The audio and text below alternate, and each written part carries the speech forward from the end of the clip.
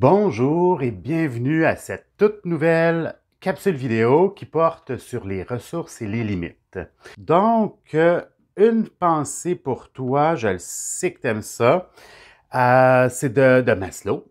Les sujets accomplis ne dépendent pour leur satisfaction fondamentale ni du monde extérieur, ni des autres. Ils dépendent au contraire pour leur propre développement et pour leur croissance continue, de leur potentialité et de leurs ressources latentes. Wow! Moi, quand j'ai lu ça, j'ai trouvé ça extraordinaire. J'ai dit, voilà, c'est exactement ça, moi, que je veux dire.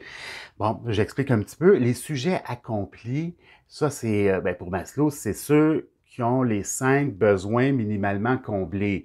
C'est ça, pour lui, un sujet accompli, c'est-à-dire qu'il a comblé ses besoins physiques, de sécurité, d'amour et d'appartenance, les besoins d'estime et même les besoins d'accomplissement. Donc, il dit que cette personnalité-là, cette personne-là, c'est un sujet accompli. Donc, qu'elle agit, qu'elle se comporte en fonction de qui elle est vraiment et elle est dans un sentiment d'accomplissement.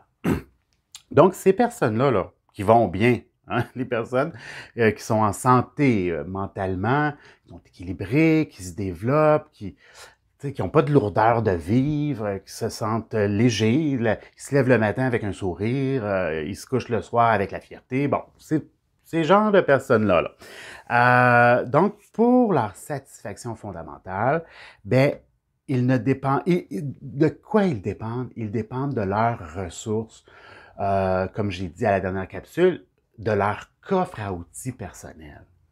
Donc ça, c'est intéressant parce que lorsque l'on manque d'estime, de confiance, évidemment, on essaie d'aller chercher les outils extérieurs, les outils des autres. On essaie de ressembler aux gens qui ont l'air heureux.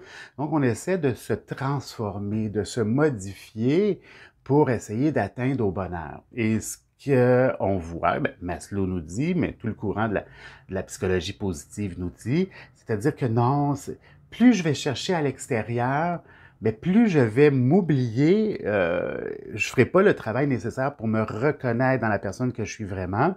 Et ça m'amène dans de la souffrance psychique. Donc, c'est le courant inverse qu'il faut établir, comme tu fais avec moi, en cheminant dans la connaissance que tu as de toi. C'est exactement ça. Donc, c'est de découvrir tes propres outils à toi et tes limites et d'agir avec ces outils-là, de construire ta vie avec qui tu es, avec tes outils.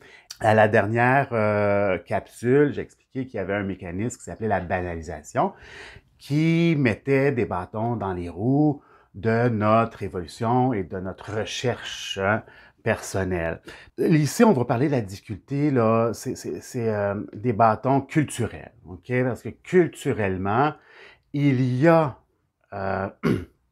la culture nous met des bâtons dans la recherche de nos ressources et de nos limites.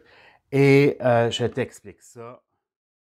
Et puis, ben, il est de notre responsabilité individuelle d'étoffer notre coffre à outils pour atteindre nos objectifs et de travailler nos limites à ce moment-là. Ben voilà, c'est tout pour cette capsule-ci. Je te dis à bientôt et surtout, je te souhaite un bon cheminement. Bye bye.